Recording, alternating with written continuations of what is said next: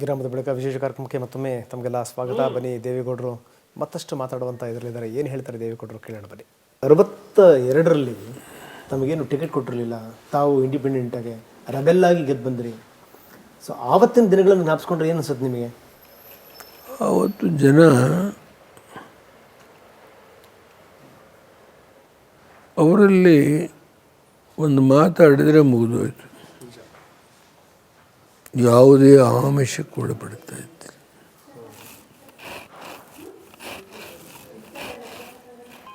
ನನಗೆ ಮುಂದಿನ ಪೀಳಿಗೆಗೆ ನನ್ನ ಏಳು ಬೀಳುಗಳನ್ನೆಲ್ಲ ಬರೆದಿಟ್ಟು ಹೋಗಬೇಕು ಅನ್ನೋ ಆಸೆ ಇದೆ. ಏನೋ ಇನ್ನೂ ಕಾಲ ಕೂಡಿ ಬಂದಿಲ್ಲ ಅಷ್ಟೆ. ಅಲ್ಲ, 62ರಿಂದ ತಾವು 83ರ ತನಕ ವಿರೋಧ ಪಕ್ಷದಲ್ಲೇ ಇದ್ದೀರಿ. ತಾವು ವಿರೋಧ ಪಕ್ಷದ ಶಾಸಕರೇ ಆಗಿದ್ದೀರಿ. ತಾವು ದೇವೇಗೌಡರು ಏನಾದರೂ ಚರ್ಚೆ ಮಾಡಲಿಕ್ಕೆ ನಿಲ್ತಾರೆ ಅಂತಂದರೆ ಸದನದಲ್ಲಿ ಸಾಕಷ್ಟು ಹೋಮ್ವರ್ಕ್ ಮಾಡಿರ್ತಾರೆ, ಸಾಕಷ್ಟು ದಾಖಲೆಗಳನ್ನ ಇಟ್ಕೊಂಡೇ ಬಂದಿರ್ತಾರೆ. ದೇವೇಗೌಡರು ಸುಮ್ಮನೆ ಈಗಿನವ್ರ ಥರ ಏನು ಅಂದರೆ ಒಣ ಮಾತುಗಳಿಗೋಸ್ಕರ ಎಂದೆಂದೂ ನಿಂತಿರುವಂಥವ್ರಲ್ಲ. ಸೊ ಆ ದಿನಗಳು ನಿಮ್ಮ ಕಣ್ಣೀರುಗಳು ಬಂದಾಗ ಏನು ಅನ್ಸುತ್ತೆ ತಮಗೆ ಅಂತ? ಇದಕ್ಕಿಂತ ಹೆಚ್ಚಾಗಿ ಅಂದಿನ ಮುಖ್ಯಮಂತ್ರಿ ದೇವರಾಜ ಅರಸು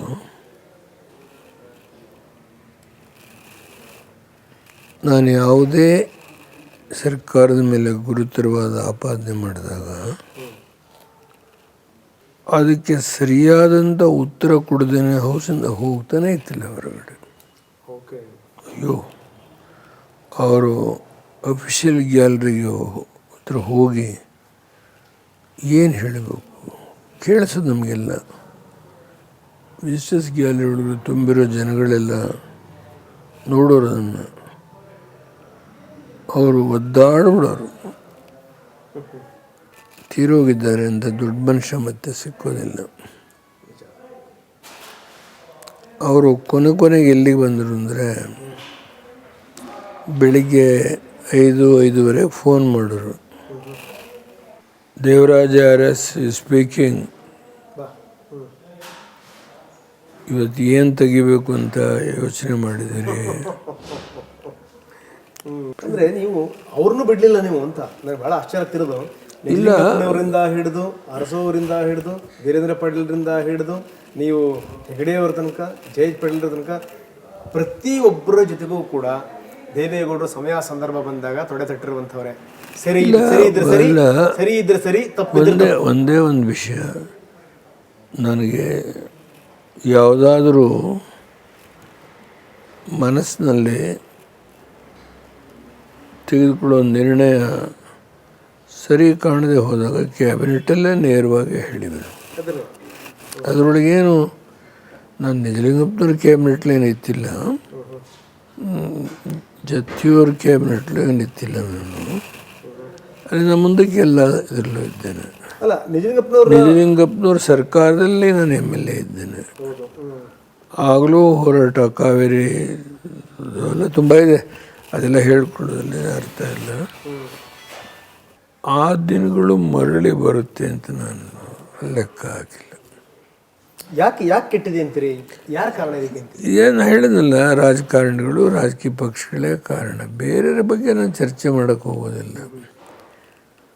ಇನ್ನೂ ಸ್ವಲ್ಪ ಮಟ್ಟಿಗೆ ಜುಡಿಷಿಯರಿ ಬಗ್ಗೆ ನಮಗೆ ಗೌರವ ಇದೆ. ಅದು ಪೂರ್ಣ ಹೋಗ್ಬಿಟ್ರೆ ಅಲ್ಲಿಗೆ ಈ ವ್ಯವಸ್ಥೆ ನಾಶ ಆಗೋಗುತ್ತೆ.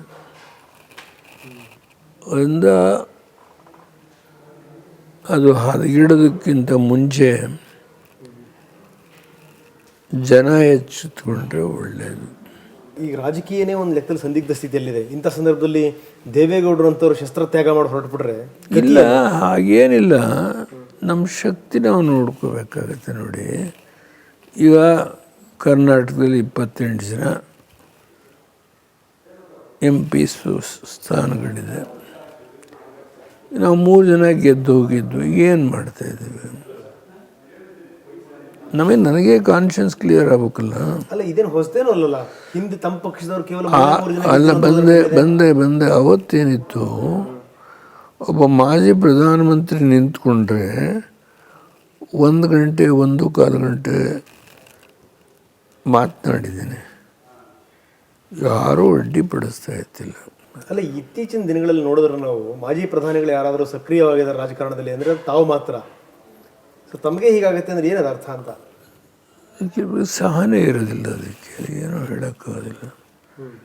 ಅವ್ರಿಗೇನು ಮೆಚ್ಚಿಕೊಡ್ಬೇಕು, ಕಿರೀಟ ಏನು ಅಂದರೆ ನಾವು ಹೇಳುವ ಮಾತನ್ನು ಸ್ವೀಕಾರ ಮಾಡುವಷ್ಟು ಸಹನೆ ಇರೋದಿಲ್ಲ, ತಾಳ್ಮೆ ಇರೋದಿಲ್ಲ. ಈಗ ತಮ್ಮದು ಏನಿದ್ರು ಅಸಮಾಧಾನ ಏನಿದ್ರು ಈ ರಾಷ್ಟ್ರ ರಾಜಕಾರಣದ ಬಗ್ಗೆ, ರಾಜ್ಯ ರಾಜಕಾರಣದ ಬಗ್ಗೆ ತಮ್ಮದೇನು ಅಸಮಾಧಾನ ಇಲ್ಲ ಹಾಗಾದರೆ? ಇಲ್ಲ, ಅದ್ರ ಬಗ್ಗೆ ನಾವು ಚರ್ಚೆ ಮಾಡೋದು ಉಪಯೋಗ ಇಲ್ಲ. ಏನು ಉಳಿದಿದೆ ಚರ್ಚೆ ಮಾಡೋದಕ್ಕೆ? ಯಾಕೆ ಹಾಗಂತೀರಿ? ಎಲ್ಲ ಮಾತಾಡ್ತಾರೆ, ಏನೂ ಉಳಿದಿಲ್ಲ ಚರ್ಚೆ ಮಾಡೋದು. ಅಲ್ಲ, ಅವತ್ತು ನಿಮ್ಮ ಜೊತೆಗೆ ಹೆಜ್ಜೆ ಇಟ್ಟಂಥ ಸ್ನೇಹಿತರನ್ನ SM ಕೃಷ್ಣ ಆಗಿರ್ಬೋದು, ಅವ್ರನ್ನೆಲ್ಲ ಜ್ಞಾಪಿಸ್ಕೊಂಡಾಗ ಏನು ಅನ್ಸುತ್ತೆ ತಮಗೆ? ಅವ್ರಿಗೂ ಕಷ್ಟ ಇದೆ, ಅವರು ಇದಕ್ಕೆ ಅಡ್ಜಸ್ಟ್ ಮಾಡ್ಕೊಂಡೇ ಹೋಗಬೇಕಾಗ್ತದೆ. ಅಂದರೆ ತಮ್ಮ ಮಾತಿನ ಅರ್ಥ ಈವಾಗಿನ ರಾಜಕಾರಣ ಹೇಗಾಗಿದೆ ಅಂತಂದರೆ, ಒಬ್ಬ ರಾಜಕಾರಣಿಗೆ ಏನೇ ಕನಸುಗಳು ಕನವರಿಕೆಗಳಿದ್ದರೂ ಕೂಡ ಅವನ ಪ್ರಕಾರ ಮಾಡ್ಲಿಕ್ಕೆ ಸಾಧ್ಯನೇ ಇಲ್ಲ ಈಗಿನ ವ್ಯವಸ್ಥೆಯಲ್ಲಿ ಅಂತ. ವ್ಯವಸ್ಥೆನೇ ಆಗಿದ್ದಾಗ ಇದೆ ನೋಡಿ. ನಾವು ಯಾರ ಹೆಸರು ತೆಗೆದು ನಾವು ಮಾತಾಡೋದಿಲ್ಲ, ಅದು ಗಂಟೆಗಟ್ಟಲೆ ಮಾತಾಡ್ಬೋದು, ಅದು ಉಪಯೋಗ ಇಲ್ಲ ಮಾತಾಡಬಾರ್ದು. ಜನಕ್ಕೆ ಬಿಡಬೇಕಷ್ಟೇ ಸರ್. ನಾವೇನು ಯಾವ ಥರ ತಾವು ಹೇಳಿದ್ರಿ, ಜನಕ್ಕೆ ಸಂಪೂರ್ಣವಾಗಿ ಬಿಡಬೇಕಷ್ಟೇ. ಅವರೊಬ್ಬರೇ ಓನ್ಲಿ ನಂಬಿಕೆ ಇರೋದು, ನಾವು ಇರ್ತೀವೋ ಸಾಯ್ತೀವೋ. ಆದರೆ ಈ ರಾಜ್ಯ ಸರಿ ಮಾಡಬೇಕಾಗಿದ್ದರೆ ಜನತೆ ಸರಿ ಮಾಡಬೇಕಷ್ಟೇ, ಬೇರೆ ಕೆಲ.